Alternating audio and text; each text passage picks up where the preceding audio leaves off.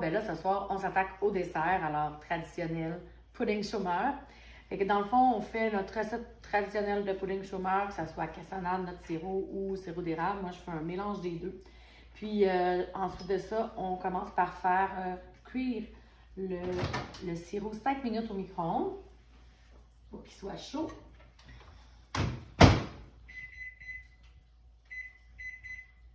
À intensité 8.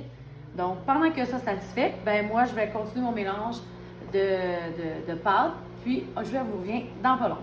Alors, une fois que notre sirop a été 5 minutes au micro-ondes, il est bien chaud. Par contre, les poignées, elles, ne sont pas chaudes. Bien, comme un pudding chômeur traditionnel, je verse tout simplement mon mélange tranquillement pour pas m'ébouillanter, bien sûr, sur mon sirop.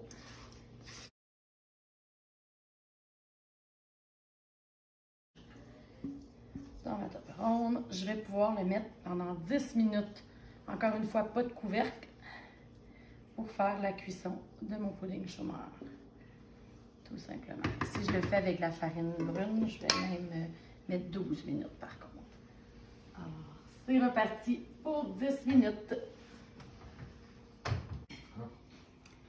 Alors, il ne reste plus qu'à le sortir du micro-ondes. Après les 10 minutes, j'ai laissé reposer un petit peu. En fait, on est en train de souper, on n'a même pas eu le temps de faire notre souper que c'était prêt.